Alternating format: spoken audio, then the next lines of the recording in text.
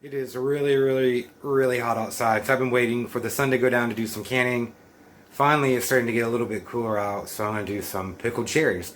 I had to get some frozen cherries because right now cherries are just now out of season, and the ones that are fresh at the store aren't really fresh at all. They're kind of old, and you don't want to use them for canning. Maybe for making like jam, but not for making what I want to make.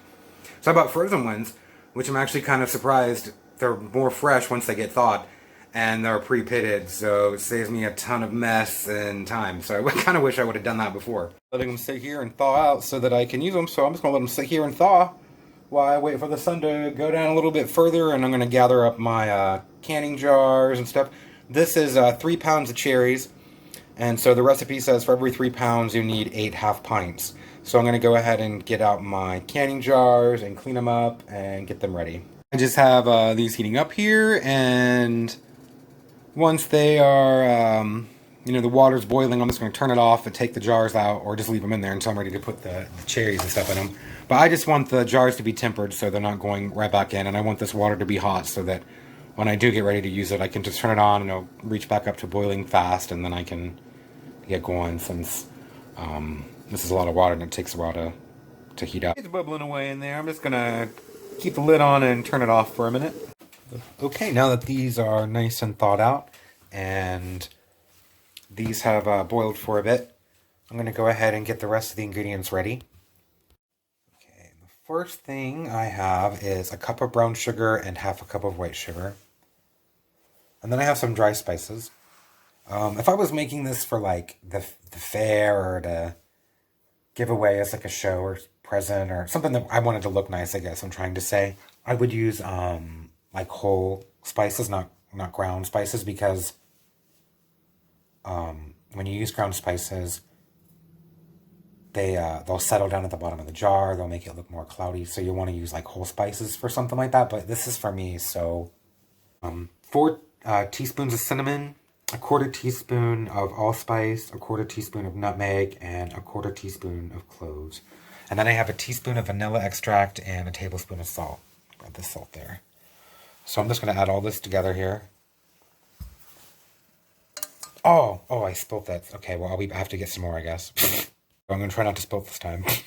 To that, I have 3 cups. I have 3 cups of white vinegar, and I'm just going to add 3 cups of white vinegar to it.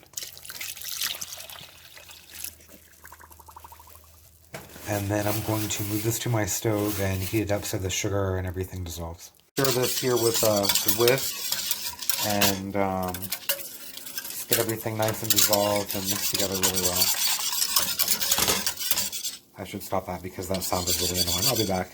The jars in here, and this water is really hot, so I'm going to take these out and set these aside here so I can put the cherries in them. Okay, I have my jars out here. I'm just going to scoop up the cherries here and fill up all the jars with cherries. I'll be back. Okay, now I have all the cherries in there. So the 3 pounds or 8 cups of cherries. I'm going to go ahead and stir this here and just wait for it to boil. Ooh. See, I'm going to show you. See, it's very thick and syrupy. It's a very kind of like sour flavored, sweet and sour syrup. It's really good. I'll be back once it's boiling here. Okay, I'm going to go ahead and turn off the heat and put it over here and get ready to fill up my jars. Okay, I only need to fill up my jar to where the rim is. There we go. And I'm going to debubble a little bit.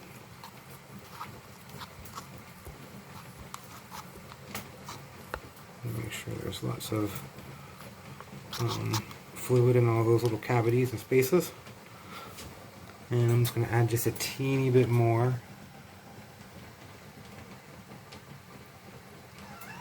of the syrup. For some reason my cat thinks this smells great. And then I'm going to do that with all of them, and I'll be back. Okay, I got them all filled up. I only needed about half as much brine as I made, so I don't know, I guess only half as much brine is really needed for 8 of these. So I'm going to go ahead and make sure I clean them really well, because I made a mess doing this, and I need to make sure the rims are nice and clean. So I have a clean paper towel here that I got wet, and I'm just gonna wipe around each one of them. I got them all cleaned off. I'm gonna go ahead and put the lids on here. I have these all cleaned and ready to go. I'm just gonna put the lids on each one and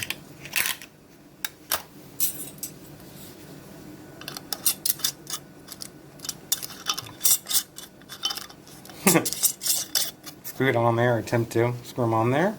And then once I get all of them on, this is already boiling, so I'm just going to go ahead and put it in the boiling water. I'm going to go ahead and just put these in the water. Since I live above 1,000 feet, I need to do 15 minutes, but if you live 1,000 feet or below, you only need to do 10 minutes.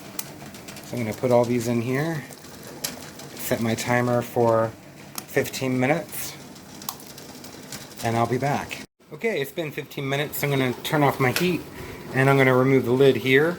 And I'm just going to let them sit in there for about 8 minutes before I take them out.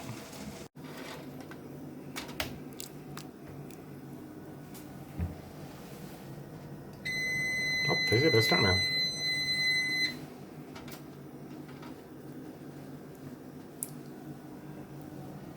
Are the next day, and they're all sealed up nice. They look great. I'm probably going to wait at least 3 weeks to a couple months before I open them up, though, just so that the flavors develop well and they taste really good. I'll make a video maybe making some food with them, though, and show you what they're like. But here they are, pickled cherries.